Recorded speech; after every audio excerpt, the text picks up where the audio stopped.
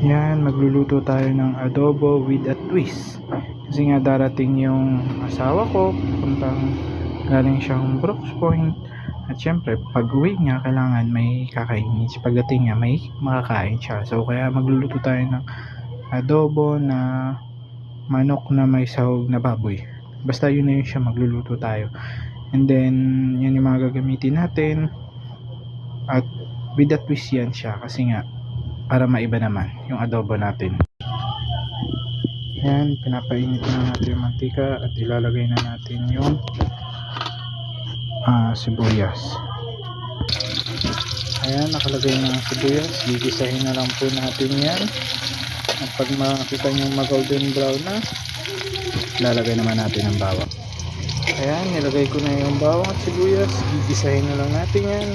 Pag nantayin natin, maging golden brown. Ayan, na golden brown na yung sibuyas at bawang. Ilalagay na natin yung karne. Ito, ilalagay na natin yung karneng manok at baboy.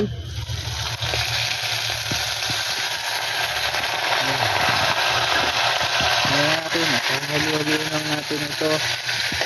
Ayan.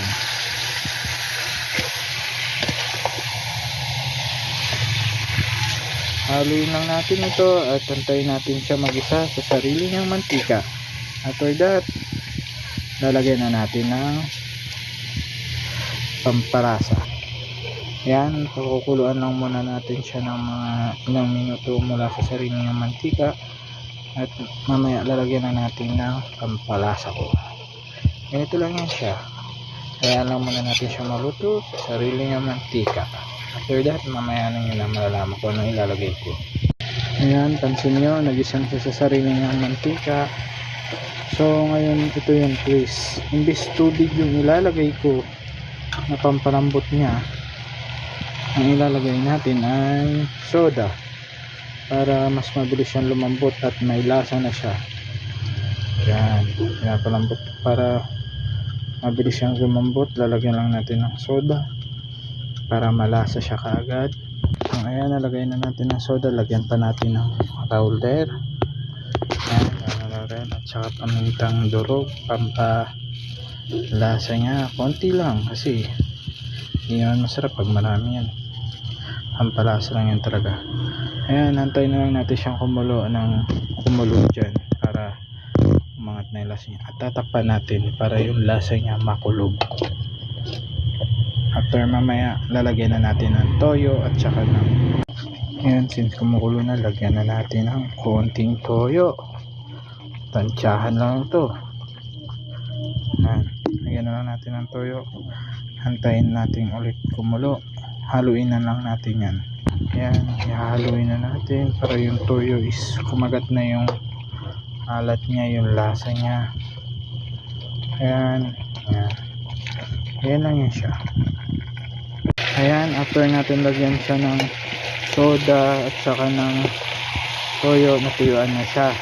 So, lalagyan na natin siya ng pineapple ngayon, saka magic and cubes. Lagyan natin yung cubes. Also, magic. Onti lang kasi MSG yan. Natin ng onti. And then, the pineapple juice. Para mas malasa siya. Kasi something niya. Yan. O, diba? Alagay lang natin dyan. At ayan, hahaluin lang muna natin. Hahaluin para malasa yung pinya niya. After natin ito, papatuyuan na lang natin yan siya. At wala, pwede nang iserve ulit ito sa dragon natin. Ayan,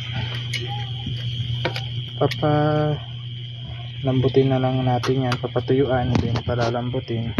Tapos tatakpan na naman natin para makulog yung lasa o yung aroma, sinasabi nila. Takpan lang natin. After matuyuan yan, pwede nang ihain. Yan ang ating finished product ng adobo na may manok. Ayan na po yan siya.